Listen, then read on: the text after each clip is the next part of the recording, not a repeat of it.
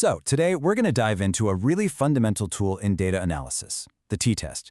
Its entire job is to answer one single crucial question. When you see a difference between two things, is that difference actually real, or is it just a random fluke? Let's find out. You've totally been here, right? You're clicking around, comparing two websites, and one of them just feels faster. It feels slicker. But how do you actually know? Is that feeling based on a real, measurable difference in performance? Or could it just be a fluke, based on who you happen to ask that day? This is the exact kind of puzzle we're here to solve. And look, this problem goes way beyond just websites. Is a new teaching method genuinely better than the old one? Does that fancy new software really boost productivity? Just seeing a difference in your first few users isn't enough proof. We need a way to cut through all that random noise and guesswork. And that's exactly what a powerful statistical tool like the t-test is for. All right, before we can even think about running a test, we have to do a little detective work. And trust me, getting this groundwork right is absolutely crucial. If you mess this part up, your whole investigation falls apart. It all starts with the most important question you can ask. The very first thing you have to figure out is this. Am I looking for a difference between two groups, or am I looking for a relationship between two things? This is a huge fork in the road. If you're asking if two things are linked, like whether people who read more also tend to listen to more podcasts, that's a different tool entirely. That's correlation. The t-test, it lives on that first path. Its whole world is about answering one thing. Is Group A really, truly different from Group B? So, once you've confirmed your question is all about difference, there are a few more vital prep steps. You got to identify your key variables, you need to get a feel for the overall shape of your data, and you have to check if it meets the ideal conditions for the test to work properly. This isn't just about ticking boxes, This groundwork is what makes your final results trustworthy. Okay, so let's break down those variables. First up, we have the independent variable, or the IV. The easiest way to think about this is that it's the cause. It's the thing that defines your groups. So if you're comparing two teaching methods, your independent variable is the method itself. You're either in the group with method A or the group with method B. It's what you're sorting people by. And if the IV is the cause, well, the dependent variable, or DV, is the effect. This is what you actually measure to see if there was any kind of impact. So if your independent variable is the teaching method, then your dependent variable is the outcome you're hoping to change, like the student's final grades. Simple, right? Cause and effect. Now, for that last little bit of prep work, the assumptions. See, t-tests work best under a few ideal conditions. You want your outcome data to be roughly bell-shaped, what we call a normal distribution. The spread of the scores in both of your groups should be pretty similar too. And your outcome, that dependent variable, it needs to be on a continuous scale.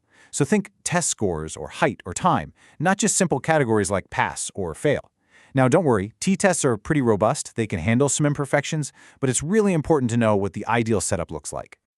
Okay, the groundwork is done, we know we're looking for a difference, we've got our variables sorted out, and we've taken a peek at our data.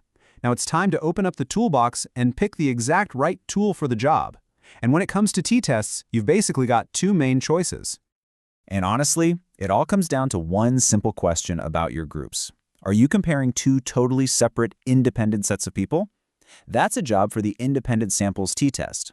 Or are you measuring the very same group of people twice, say before and after some kind of event? Then you need a paired samples t-test. So with an independent samples t-test, the key thing to remember is that the people in Group A have absolutely no connection to the people in Group B. They're separate. Think of all the classic examples, comparing men versus women on something, or users of prototype A versus users of prototype B. The groups have to be completely distinct from one another. On the flip side, with a paired samples t-test, the scores are totally linked because they come from the exact same person. What you're really looking for is a change within each individual. Just think before and after. Measuring stress levels before and after an exercise program. Or, and this one is a personal favorite, measuring someone's fear of statistics before and then after a really helpful workshop. All right, so we've done our homework, we've chosen the right test, and we've run the numbers. Now for the moment of truth. What do the results actually mean? Getting this part right is everything, and it means looking at two key pieces of information, not just one. First up is the one everyone's heard of, the p-value. This tells us about statistical significance. In the simplest terms, the p-value is the probability that you would see a difference as big as the one you found just by pure dumb luck, even if there was no real difference at all. The general rule of thumb is that if this probability is less than 5%, or a p-value less than 0.05, we get to call the result statistically significant. It means the difference is probably real and not just a fluke. But, and this is a huge but, significance is not the whole story. Not even close. A result can be significant, but be so tiny that it's practically meaningless in the real world. And this is where that second, crucial piece of the puzzle comes into play: effect size. Effect size does exactly what it sounds like. It measures the size, the magnitude of the difference. It answers the question, okay, great, the difference is probably real, but is it big enough to actually care about? A common way to measure this is a stat called eta². You can think of it as the percentage of the outcome that's explained by which group you're in. And there are some handy benchmarks. Around 0.01 is small, 0.06 is medium, and anything around 0.14 or higher is considered a large effect. And this is where it all clicks.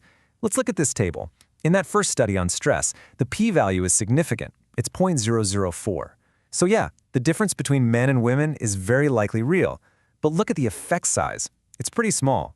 So a difference exists, but it's not a very impactful one. Now look down at that fear of statistics study. The p-value is also significant, but the effect size? It's 0.50. That's huge. This tells a much more powerful story. The workshop created a difference that was not only real, but was also incredibly important and meaningful.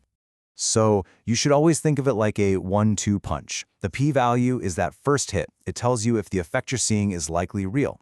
But you need that second hit from the effect size to know if that effect is powerful enough to actually matter in the real world. You absolutely need both to tell the complete story. Okay, let's bring this all home. Why have we gone through all of this? It's simple. Because understanding this process fundamentally changes you from just being a passive consumer of data into being an active, critical thinker. From now on, whenever you see a news article or a report that's shouting about some statistically significant finding, your brain is going to automatically fire off that critical follow-up question. You'll now have the power to say, okay, that's interesting, but is it a meaningful difference? How big is the effect? Just asking that one extra question makes you a much, much smarter reader of data. So I'll leave you with a little challenge. Think of a common belief people have about a difference between any two groups. How would you actually frame that as a research question? What would your variables be?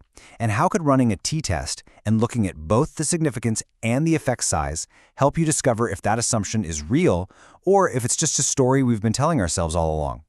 That, right there, is how you start thinking more critically about the world.